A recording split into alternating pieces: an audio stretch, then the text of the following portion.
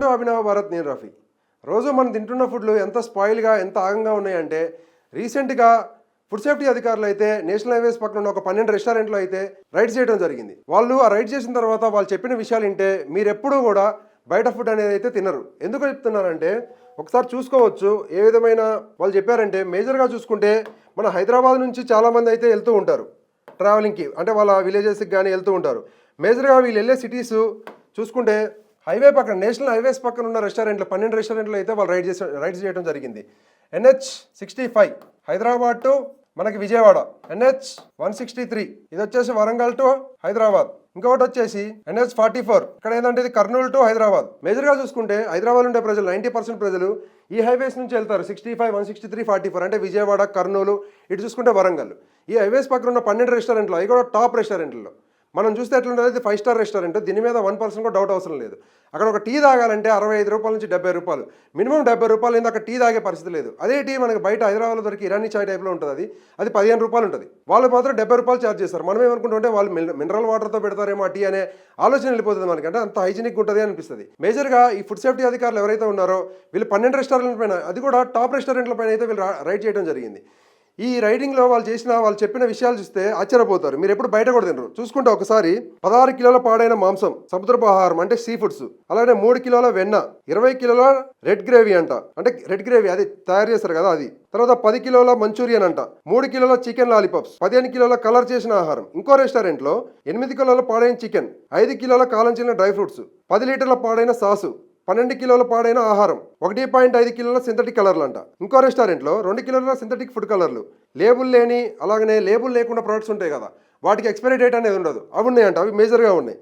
ఎక్కువ కాలం నిల్వ చేసిన 8 కిలోల వండిన ఆహారం, అలాగే రీయూజ్డ్ ఆయిల్స్, ఒకసారి ఆయిల్ యూజ్ చేసిన తర్వాత మళ్ళీ దాన్ని వాడడానికి రెడీగా పెట్టిన ఆయిల్ 16 లీటర్లు దొరికిందంట. ఇంకోటి చూసుకుంటే ఇంకో రెస్టారెంట్లో 6 కిలోల కలర్ చేసిన రొయ్యలు, తర్వాత 12 కిలోల కందిపప్పు, 9 కిలోల పసుపు, 8 నూడిల్స్ ప్యాకెట్లు ఎక్స్పైర్ అయిపోయినాయి. ఇలా చింతపండు, ఇలా ప్రతిదీ మేజర్గా వాళ్ళు చెప్పింది ఏంటంటే ఎక్కడా కూడా ఫుడ్ సేఫ్టీ రూల్స్ అయితే ఫాలో అవ్వట్లేదు. పాడైపోయిన మాంసము, పాడైపోయిన సీ ఫుడ్స్, అలాగనే కలర్ చేసి అమ్ముతున్నారు. ఈ సింథటిక్ ఏదైతే వాడతారో సింథటిక్ ఫుడ్ కలర్స్, దీనివల్ల చాలా నష్టాలు ఉన్నాయి. ఉదాహరణ చూసుకుంటే మన కాలేయం పోతుంది, ఈ లివర్ డ్యామేజ్ అవుతుంది, తర్వాత మనకి ఫుడ్ పాయిజన్ అవుతుంది, గ్యాస్ట్రిక్ సమస్యలు వస్తాయి, ఎలర్జీలు వస్తాయి. అంతేకాకుండా చిన్నపిల్లల్లో అతి చురుకుదనం అనే ఒక వ్యాధి కూడా వస్తుందంట. ఇలాంటి బయట ఏదైతే food colour synthetic food colour వాడతారో ఇవి ఎందుకు ఫుడ్ కలర్లు వాడాలి? కుంకుమ పువ్వు వాడాలి. యాక్చువల్గా అయితే ఏం చేస్తారంటే బీట్రూట్ కానీ కుంకుమ పువ్వు ఇలాంటివి వాడతారు ఫుడ్ కలర్స్ కోసం. ఏంది ఇంట్లో అయితే అంటే హైజీనిక్గా ఉండాలి 5 స్టార్ హోటల్స్లో అనుకుంటే. కానీ వీళ్ళేం చేస్తారంటే అంత ఎక్స్పెన్సివ్ చేయరు కాబట్టి వీళ్ళేం చేస్తారంటే సింథటిక్ ఫుడ్ కలర్లు వాడతారు. ఈ వాడటం వల్ల పర్ఫెక్ట్ 100% మనం డబ్బులు ఇచ్చే రోగాన్ని కొనుక్కున్నట్టే. మనం పోతే మన ఇంట్లో వండుకున్న చికెన్ ఎట్లుంటుంది, నార్మల్గా ఉంటుంది. కానీ మనం బయట ఏదైతే చూస్తామో ఆ ఫుడ్ ఎలా ఉంటుంది, కలర్గా ఉంటుంది. ఒకటి ఎల్లో కలర్ ఉంటుంది, ఒకటి రెడ్ కలర్ ఉంటుంది, ఇంకోటి గ్రీన్ కలర్ ఉంటుంది. ఇష్టం వచ్చిన కలర్లో ఫుడ్ ఉంటుంది. ఉదాహరణ చూసుకుంటే ఇక్కడ ఫుడ్ సేఫ్టీ అధికారులు మొత్తం చెక్ చేసిరు. ఏమైతే ఎలాంటి మెజర్స్ ఫాలో అవ్వట్లేదని వీళ్ళు 100% అయితే వాళ్ళందరికీ నోటీసులు ఇచ్చేసి, ఎవరికైతే లైసెన్స్ లేవో ఆ లైసెన్స్లు లేని వాళ్ళకి కూడా నోటీసులు ఇచ్చి, లైసెన్స్ ఉన్న వాళ్ళకి రద్దు చేసి కొన్ని సేఫ్టీ మెజర్స్ చెప్పి వాళ్ళ మీద రిపోర్ట్ అయితే రెడీ చేసి పంపించడం జరిగింది. చూడొచ్చు మీరు ఇక్కడ పాడైపోయిన చికెన్, పాడైపోయిన కందిపప్పు, ఎక్స్పైర్ అయిపోయినవి. ఈ ఫ్రూట్ చూడండి, వీళ్ళు ఏం చేస్తారంటే పైన పొట్టు తీస్తారు, పొట్టు తీసేసి ఇవే ఫ్రూట్ జ్యూసులు పట్టేసి ఇస్తారు. ఎంత ఉంటుంది అక్కడ 150 నుంచి 200 రూపీస్ ఉంటుంది. అంటే 150 రూపాయల నుంచి 200 రూపాయలు ఫ్రూట్ జ్యూస్ తీసుకునేవాడు ఇది ఇస్తాడా? ఫ్రూట్ జ్యూస్ రోడ్ పక్కన ఉండేవాళ్ళు మన ముందు పట్టిస్తారు 20 రూపాయల గ్లాసు, వీళ్ళని తీసుకుంటారు 200 రూపాయలు తీసుకుంటారు.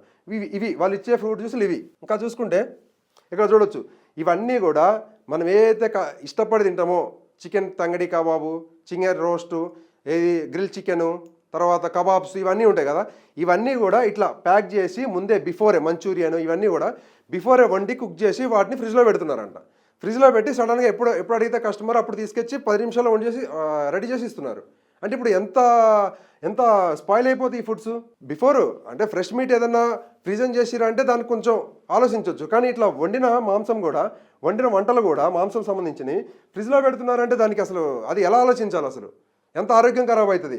ఫుడ్ సేఫ్టీ అధికారులు ప్రతి దగ్గరికి వచ్చి చెక్ చేసే పరిస్థితి లేదు. ఎందుకంటే ఇప్పుడు మనం చూసుకుంటే మనం 1 కిలోమీటర్ మనం ఉన్న ప్లేస్ నుంచి 1 కిలోమీటర్ మనం ట్రావెల్ చేస్తే అంటే నడుచుకుంటూ పోతుంటే లెక్కేసుకుంటే అట్లీస్ట్ మినిమం 10 రెస్టారెంట్లు అయితే మనకు కనపడతాయి. ఈ ఫుడ్ సేఫ్టీ అధికారులు అయితే ప్రతి రెస్టారెంట్కి పోయి అయితే వాళ్ళైతే చెకింగ్ చేయలేరు. కేవలం ఎప్పుడు చెకింగ్ చేస్తారు వాళ్ళు, మనం వెళ్ళి అక్కడికి వెళ్ళిన తర్వాత ఆ బిర్యానీలో ఏదో బొద్దింకనో, ఏదో జెర్రీనో, ఏదో బల్లినో ఏదో ఒకటి వచ్చి ఆడ కనపడితే మన హడావిడి చేసి పోలీసులను పిలిస్తే అప్పుడు ఫుడ్ సేఫ్టీ అధికారులు వస్తారు. అప్పటి వరకు వాళ్ళు రారు, పట్టించుకోరు. ఎందుకంటే అక్కడ ఉన్న బలం చాలా తక్కువ ఉంటుంది వాళ్ళకి. ఫుడ్ సేఫ్టీ అధికారులు లిమిటెడ్లో ఉంటారు. వాళ్ళు ప్రతి రెస్టారెంట్కి వెళ్ళి చెక్ చేయాలంటే చెక్ చేయలేరు. కాబట్టి ఇంకా మనకి సోషల్ మీడియాలో చూసే కొన్నే, ఎవరైతే కొంచెం చదువుకొని కొంచెం నాలెడ్జబుల్ ఉండి వాళ్ళు మాత్రం ఎక్స్పోజ్ చేస్తారు సోషల్ మీడియాలో కానీ, పోలీసులు పిలవడం, ఫుడ్ సేఫ్టీ అధికారులను పిలవడం, ఇలాంటి విషయాలు. కానీ నార్మల్ జనాలు ఎవరైతే ఉంటారో, నార్మల్ పీపుల్స్, వాళ్ళు ఎందుకురా మనకి ఇవన్నీ, ఎందుకు ఇవన్నీ మనకి అవసరం లేదు, సరే పక్క పడేసిపోదాం, అక్కడ బొద్దింకి వచ్చినా సరే పక్క పడేసిపోదాం అని చేసి పడేస్తారు. ఎందుకంటే ఈ రెస్టారెంట్లలో కూడా కొన్ని రెస్టారెంట్లో చూసుకుంటే చంపేస్తున్నారు. ఇక్కడ ఒక రెస్టారెంట్ ఉంటుంది పంజాగుట్ట దగ్గర, ఆ రెస్టారెంట్లో ఒక ఎక్స్ట్రా రైతా అడిగినది కొట్టి చంపేసిరు ఆయన్ని ఒక 2 years బ్యాక్. అట్లనే బొద్దింకి వచ్చిందంటే నువ్వే వచ్చి బొద్దింకి వేసినావు మా మీద అంటావు అని చెప్పేసి రిటర్న్ కస్టమర్లు కొట్టిన సందర్భాలు కూడా చాలా ఉన్నాయి రెస్టారెంట్ వాళ్ళు. అందుకని చాలామంది అయితే ఎక్స్పోజ్ చేయట్లేదు. ఒక ఎగ్జాంపుల్ చెప్పాలి అంటే, మనం ఎక్కడైతే ఉంటామో అక్కడ నుంచి ఒక రెస్టారెంట్, ఏదైతే మనం పెద్ద రెస్టారెంట్ అనుకుంటామో ఆ రెస్టారెంట్కి వెళ్ళండి. ఒక రోజు నైట్ 12 గంటలకు వెళ్ళండి, లేదంటే 1 గంటకి వెళ్ళండి. 1 గంటకి నైట్ 12, 1 గంటకి వెళ్ళినా సరే ఏలాడి తీసుంటాయి మాంసాలు. ఎన్ని రకాలు ఉంటాయంటే, ఒకటి గ్రీన్ కలర్లో ఉంటుంది, ఒకటి ఎల్లో కలర్లో ఉంటుంది, ఒకటి రెడ్ కలర్లో ఉంటుంది. అవన్నీ మాంసాలే. అవన్నీ అన్ని 1 గంట వరకు ఆడ ఏం చేస్తున్నాయి అవి 1 గంట తర్వాత క్లోజ్ అయిపోతుంది. తెలంగాణలో 1 గంట వరకు పర్మిషన్ ఉందనుకోండి, అంతవరకు అందరు క్లోజ్ అయిపోయి వెళ్ళిపోతారు. నెక్స్ట్ డే అవి ఎట్టిపోతున్నాయి. నెక్స్ట్ డే అంటే వీళ్ళు నైట్ తింటారా, లేదంటే పడేస్తారా? పడేరు కదా. ఎన్ని డజన్లు. నాకు తెలిసి నేను ఒక రెస్టారెంట్ చూసిన ఉదాహరణ చూసుకుంటే, నేనే ఒక రెస్టారెంట్కి వెళ్తే నైట్ 12, 1 గంట ఆ సమయంలో వెళ్ళా, రాత్రిపూట వెళ్ళినప్పుడు అక్కడ దాదాపుగా 20 నుంచి 30 కేజీల మాంసం ఎలాడి తీసుంది. అంతా ఏంది డ్రెస్సింగ్ చేసి, దాన్ని ఏమంటారు, మ్యారినేట్ చేసి ఉంది అంతా మాంసం. ఏది తంగిడి కబాబు, కబాబ్స్ ఉంటాయి కదా, ఇవన్నీ కూడా అక్కడ మ్యారినేట్ చేసి ఉంది. 1 o'clock కూడా రెస్టారెంట్ మూసేసిన తర్వాత అవన్నీ ఎట్టిపోయినాయి. ఆ 20 నుంచి 30 కేజీల మాంసం ఎట్టిపోయింది. వాళ్ళు ఇస్తారా? అక్కడ పనిచేసే వాళ్ళకి ఇయ్యరు. పంచి పెడతారా? పెట్టరు. ఏం చేయరు. మళ్ళీ రేపు రెస్టారెంట్ ఎప్పుడు ఓపెన్ అవుతుంది? 12 తర్వాత నాన్ వెజ్ తింటారు ఎవరైనా సరే. మార్నింగ్ ఎవరు తిన్నారు కాబట్టి 12 తర్వాత స్టార్ట్ అయితే అది 1 o'clock, 2 o'clock మళ్ళీ కస్టమర్లు వెళ్తే వాళ్ళకి దాన్ని కుక్ చేసి ఇస్తారు. అంటే మీట్ ఏదైతే మ్యారినేట్ చేయకుండా నార్మల్గా ఉన్న మీట్ వేరు, ఇట్లా కుక్ చేసి మ్యారినేట్ చేసి ఉన్న మీట్ వేరు. ఇప్పుడు అవన్నీ కూడా హాఫ్ కుక్ ఉంటాయి. హాఫ్ కుక్ ఉండి మనం అడగగానే దాన్ని కుక్ చేసి ఇస్తారు. అంటే ఎంత దరిద్రంగా ఉందంటే ఈ వ్యవస్థ.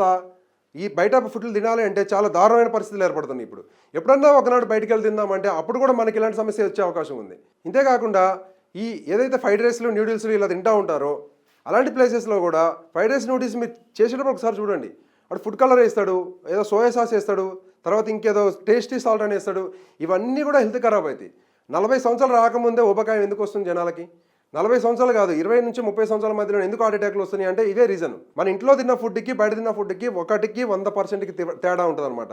మన ఇంట్లో తిన్న ఫుడ్ 100% మన ఆరోగ్యంగా ఉంటే, ఇక్కడ బయట తిన్న ఫుడ్ 1% కూడా మనకు ఆరోగ్యాన్ని ఇయ్యదు. కాకుండా మనకు అనారోగ్యాన్ని అయితే కలుగజేస్తుంది. ఫుడ్ సేఫ్టీ అధికారులు అన్ని దగ్గర పర్యవేక్షించుకుంటూ ఉండలేరు. వాళ్ళకున్న పరిధుల్లో వాళ్ళు వెళ్తూ ఉంటారు. కానీ ఇక్కడ మనం తీసుకోవాల్సిన జాగ్రత్తలు మనం తీసుకోవాలి. ఇప్పుడున్న వర్క్ కల్చర్కి, ఇప్పుడున్న సిచ్యువేషన్కి, ఇప్పుడున్న సిస్టమ్కి ఎట్లా అంటే ఏం చేసుకుంటూలే, ఒక 100 రూపాయలు పెడితే మనకు బిర్యానీ అందుబాటులోకి వస్తుంది. ఏ ఏరియాలో చూసుకున్నా 100 రూపాయలు పెట్టుకుంటే ఒక బిర్యానీ అందుబాటులోకి వస్తుంది. 100 రూపాయలకి బిర్యానీ వస్తుందంటే వాడు నీకు ఒక పావు కేజీ రైస్ వండి దాంట్లో ఒక చికెన్ ముక్కేసి ఇవన్నీ ఇస్తుందంటే ఏంది? అది మంచి చికెన్ కాదా? ఏమన్నా రోగాలు వచ్చినా సరే మనం మటన్ బిర్యానీ ఏదో చికెన్ బిర్యానీ తింటాం. ఏమైనా రోగాలు వచ్చి చచ్చిపోయిన మేకనో లేదంటే ఏదో కోడినే కోసిస్తాడు, మనకు తెలియదు కదా. అది కుక్ అయిన తర్వాత మనకేం తెలియదు, అది బతికిందా, సచ్చిందా, లేదంటే ఎట్లా కోసారు అనేది మనకు తెలియదు. ఇలాంటివి తినడం వల్ల ఫుడ్ పాయిజన్ అవుతుంది. చూసుకుంటే సాయంత్రం 6 నుంచి 7 ఆ టైంలో అందరూ ఎవరైతే ఎంప్లాయీస్ ఉంటారో వాళ్ళు ఇంటికి వెళ్ళేటప్పుడు ఏం కుక్ చేసుకుంటావులే, ఏం వండుకుంటావులే, వెళ్ళేటప్పుడు ఏదో ఒకటి తినేసి వెళ్దామని చెప్పేసి అక్కడికి వెళ్ళేసి పెద్ద అంటే జనం ఎట్లుంటారంటే సమీకరణ, ఒక బార్ వైన్స్ దగ్గర ఎంతమంది అయితే జనాలు ఉంటారో ఆ విధంగా ఉంటున్నారు ఇప్పుడు ఫుడ్ కోర్టుల దగ్గర. ఆ ఫుడ్ కోర్టులో ఏం వండుతున్నారు అనేది మనకు తెలియదు. కాబట్టి కొంచెం అవాయిడ్ చేసి మన ఇంట్లో ఫుడ్ తిని మన ఆరోగ్యాన్ని మనం కాపాడుకోవడం వల్ల ఎక్కువ రోజులైతే మన ఆరోగ్యంగా బతికే అవకాశం అయితే ఉంది. Thank you.